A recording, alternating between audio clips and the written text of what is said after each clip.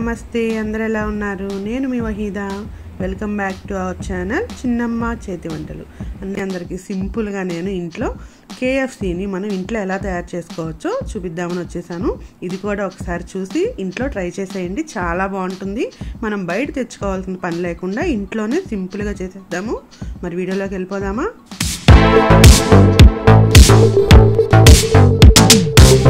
ముందుగా నేను 4 leg pieces తీసుకున్నాను మీరు తీసుకున్న లెగ్ పీసెస్ ని బట్టి మీరు పౌడర్స్ అన్ని యాడ్ చేసుకోండి నేను 4కి సరిపడా చెప్తున్నా ఇలా శుభ్రంగా కడిగి వీటికి ఇలా గాట్స్ పెట్టేసుకొని ఇలా ఒక బౌల్లో వేసేసుకోండి ఇలా 1 బై 1 ఏమేమి వేసుకోవాలో చూద్దాము పెప్పర్ పౌడర్ ఒక 1/2 టేబుల్ స్పూన్ వేసుకోండి సరిపోతుంది అలాగే పసుపు ఒక 1/2 టేబుల్ స్పూన్ వేసుకోండి గరం మసాలా పౌడర్ ఒక 1/2 టేబుల్ స్పూన్ వేసుకోండి ఉప్పు ఒక 1/2 టేబుల్ స్పూన్ వేస్తున్నాను మనం తర్వాత మళ్ళీ యాడ్ చేసుకోవచ్చు ఒక 1/2 టేబుల్ స్పూన్ ఉప్పు అల్లం వెల్లుల్లి పేస్ట్ కూడా ఎక్కువ అవసరం లేదు మనం చేస్తుంది KFC స్టైల్ కాబట్టి చిన్న స్పూన్తో ఒక 1/2 టేబుల్ స్పూన్ వేసుకోండి చాలు అలాగే కారం చిన్న స్పూన్తో నేను 2 టేబుల్ స్పూన్స్ వేసి ఒక 1/2 టేబుల్ స్పూన్ జీరా పౌడర్ మనకి ఇవన్నీ ఇంట్లో దొరికేవే కదా ఇవేమీ మనం బయట తేవాల్సిన పని లేదు మొత్తం ఇలా చేత్తోనే చక్కగా పీసెస్కి పట్టేటట్టు కలుపుకోండి ఇలా దీన్ని కలిపి మనం ఒక్క 10 నిమిషాలు దీన్ని పక్కన పెట్టుకుందాము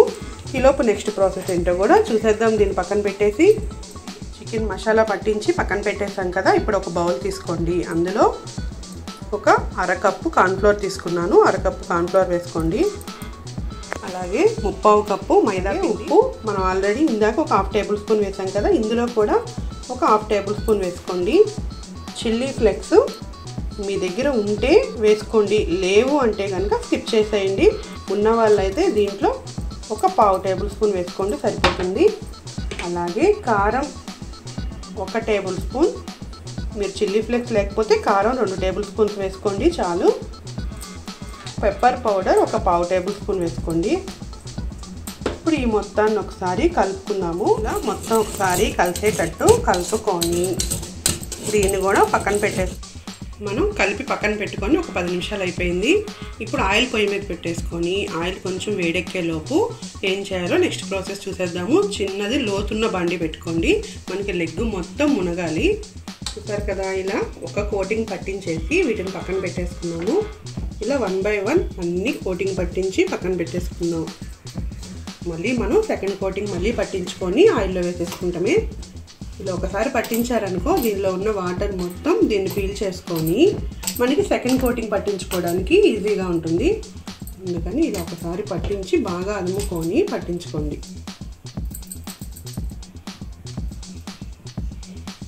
చూసారు కదా అన్నీ ఇలా ఒక కోటింగ్ పట్టించేసి 4 పక్కన పెట్టుకొని ఇప్పుడు మళ్ళీ సెకండ్ కోటింగ్ వేసేసుకున్నాము మళ్ళీ అదే పౌడర్లో తీసుకొచ్చి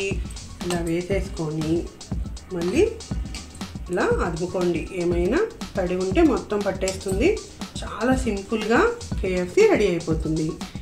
దీన్ని సెకండ్ టైం పట్టించినప్పుడు ఇలా పట్టించి దీన్ని ఇలా తీసి ఇలా దులపండి మనకి KFC స్టైల్లో మనకి లేయర్స్ లాగా రావాలంటే ఇలా కొంచెం దులపండి దులిపి డైరెక్ట్గా దీన్ని ఇలా ఆయిల్లో వేసేసుకోవటమే ఆయిల్ హీట్ ఎక్కిందేమో చూసుకొని ఇలా వేసేసుకోవటమే అలా 1 బై 1 అన్నీ ఇందులో యాడ్ చేసేసుకున్నాము 5 నిమిషాల తర్వాత కలుపుదాము ఒక 5 నిమిషాలు అలా వదిలేసి తర్వాత చూడండి సరే చక్కగా లేయర్గా మనకి ఎలా ఫ్రై అవుతుందో మీడియంలో పెట్టేసుకొని చూసారా KFC మనం ఇంట్లో ఎంతో సింపుల్గా రెడీ చేసుకున్నాం కదా ఇలా మీడియంలో పెట్టుకొని ఒక 10 సెకండ్స్ ఒకసారి పక్కకు తిప్పుకుంటూ ఉండండి లేదంటే ఒకవైపే మాడిపోతూ ఉంటుంది ఇలా కదిలించుకుంటూ ఉంటే చక్కగా ఈవెన్గా ఫ్రై అవుతుంది ఇంకొంచెం సేపు ఫ్రై అవనిద్దాము సరే 10 నిమిషాలు అయిపోయింది 10 నిమిషాల్లో మనకి చక్కగా క్రిస్పీగా KFC ఫ్రై అయిపోయింది ఇప్పుడు వీటిని బౌల్లో తీసేసి మిగతావి కూడా ఇలాగే వేసేసుకున్నాము సరే కదా మనం ఇలా ఒక కోటింగ్ వేసి పక్కన పెట్టుకున్నాము తడి చూసారా ఎలా వచ్చిందో చక్కగా పట్టేసింది వాటికి ఇప్పుడు మనం సెకండ్ కోటింగ్ మళ్ళీ వేసుకొని డైరెక్ట్గా ఆయిల్లో వేసేసుకోవడమే ఇలా మళ్ళీ మొత్తం ఒకసారి కోటింగ్ పట్టించేసి ప్రెస్ చేసుకుంటూ పట్టించండి దీన్ని ఇలా తీసి చూసారా ఇలా దులిపి మనకి స్కిన్ టైప్లో ఎలా వస్తుందో ఇప్పుడు దీన్ని అందులో వేసేసుకున్నాము. ఇలాగే అన్ని మిగతాది కూడా వేసేసుకున్నాము. చూసారు కదా KFC మనకి రెడీ అయిపోయింది.